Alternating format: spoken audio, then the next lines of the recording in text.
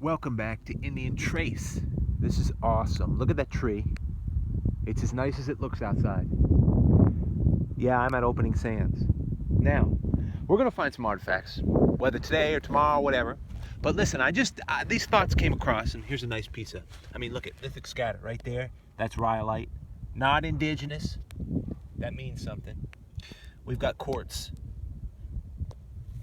This did not just grow here. Quartz module.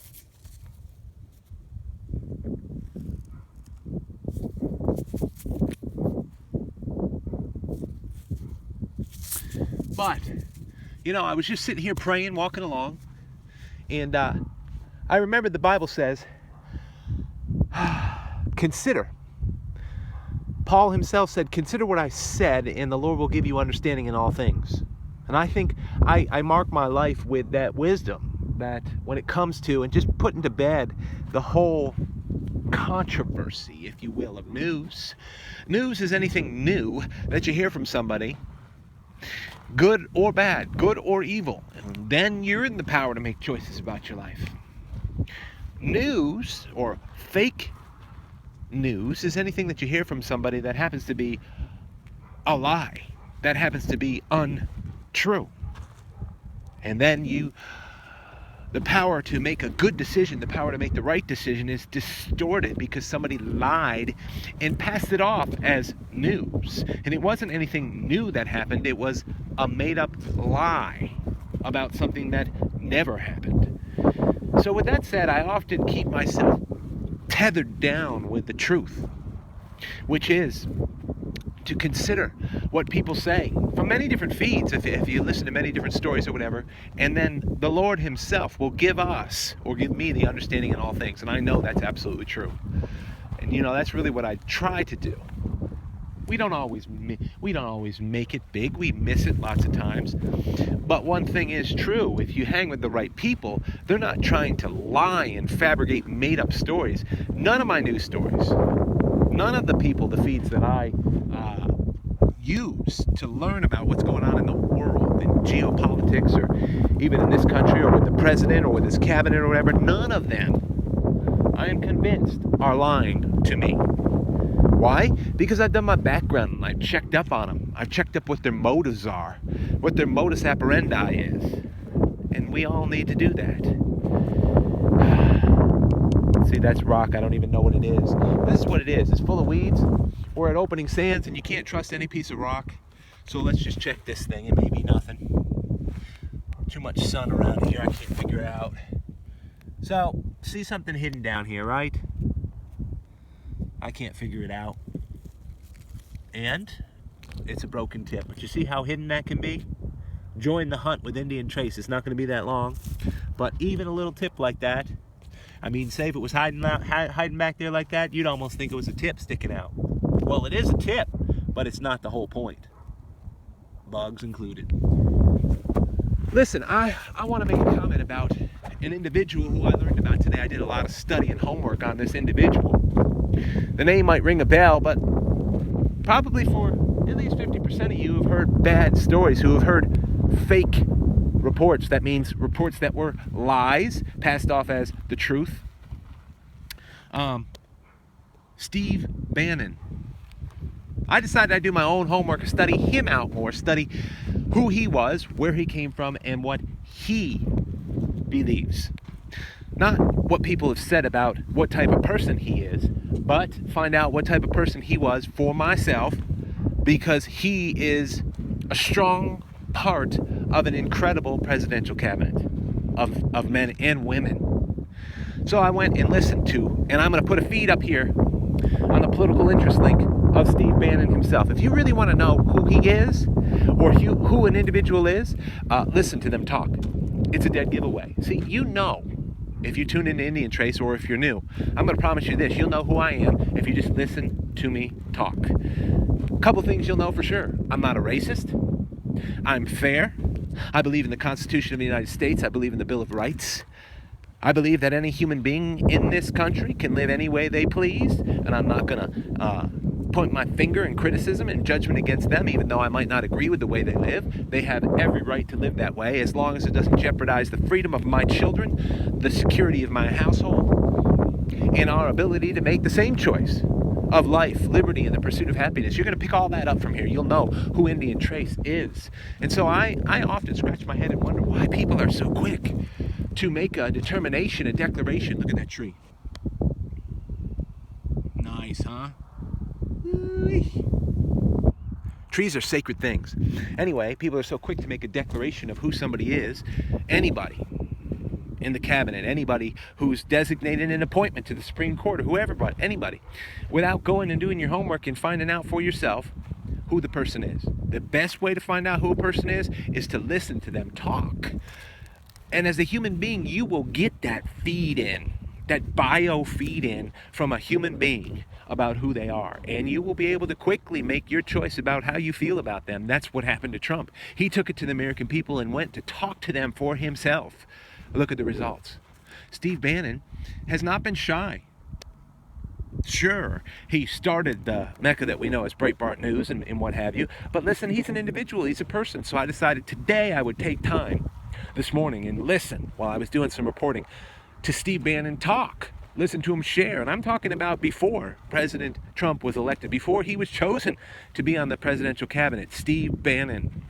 I am today now more educated. And at the same time, I am more profoundly humbled at the great, and I'm not ashamed of it, the great man, the great patriot Steve Bannon is. I'm going to promise you this, you can learn for yourself too, but he is not hateful. He is not a bigot. He is not a supremacist. You'll know that when you listen to the man talk for himself. For many different occasions what he talked for. The freedom of information is out there for anybody to check it out. So I listened and I learned who he was for myself from his own mouth. He wasn't trying to persuade anybody about who he was. He was sharing the power of the ideas that he has for this country and for leadership and for things that have happened in how that things that are happened are actually bad, how that things that are happening are actually good, and putting it in his context of who he is as a creative individual human being, Steve Bannon. And so I was humbled and I was happy that an individual like that has direct counsel and influence to help with another brilliant man, but a lot of people don't give him credit for it. Another very smart man, but a lot of people don't give him credit for the same reason. They've never gone themselves to search out primary source resource material on President Trump either. We can all help with all of this. So this isn't going to be too long, but I'm on a hot spot of opening sands. And I just drift through here, double check myself, looking in the weeds, and who knows. Okay, enough of the political interest thought. What else did I want to share that I don't want to forget? A lot of rhyolite around here. But you got to be in a place that has lithic scatter. Once in a while you'll find a stray point out in the middle of nowhere, and that's just sort of a nomadic trait of the North American Indian. They're going to hunt on the run and they're going to lose stuff, but your best bet is to find occupational zones. Occupational zones. And so that's really what I promote, what I think a lot of people promote. You see Flintsball finding a ton of stuff. Well, he's got some occupational zones that absolutely make you just sit down in the dirt when you see how rich it is. Now, his are a little different. I do not come close to finding. Now, I find a lot of great artifacts, and a lot of you know that here on Indian Trace. But I don't come close to finding as many tools, for say, as many scrapers, and just the sheer quantity of flint that Flintsball finds. And then again, there's Richard. He finds tons of artifacts, lots of brokens, maybe a smoker when he goes out every day, maybe like me or what have you. But his is different in terms of the size. My goodness, big artifacts, big points and blades. Not me. Don't find anything real big, but I find smoking sweet, awesome stuff. Richard said one time, and I think this is a great note to end it on, if you like artifacts, if my voice is not being blown away. Richard said something great, which is important for anybody who loves artifacts. You know, you got to take your own zone. If you live in an area and you have these areas to get out to and check, well, that's what you got, and that's what you can work with. And if you can find artifacts there, that's great. And whatever artifacts are there, that's what you got. That's what you got to work with. That's what you got to be thankful for and promote for the North American Indian and try to save. Because where I'm walking today and where I check out, sure as you live, the machines are going to return. I love it. I don't mind. But they are going to do their job. They're going to blend this dirt. They don't care about the rocks in it. They're going to condition this dirt to produce food for you and I and for the way the world has come right now. So we who collect artifacts go out and do our best to seek and to save. And that's the fun game of it all. And so, I think with all that said, I might, let me check my time as I look out around. All right. I'm going to make one more pass with you. See if I can remember something that I was wanting to share. Of course, thanks. I received some really different kind of comments with regards to these videos. Join the hunt with Indian Trace. Just bringing you out. If you don't get to collect or hunt fields, you sure are going to get a taste of it here. The dog next door is wondering who on earth I'm talking to. Usually I'm very quiet here. I don't mind. Most of the time I'm out here, even if I am talking to myself, it's not this loud, but it's the wind. I'm trying to push my voice out so you pick it up. Thanks for the unique comments, and it's absolutely my pleasure. I read every one of your comments. I'm not able to comment all the time. Absolutely my pleasure to bring you out here and let you experience a little bit. And especially for our armed forces and our military,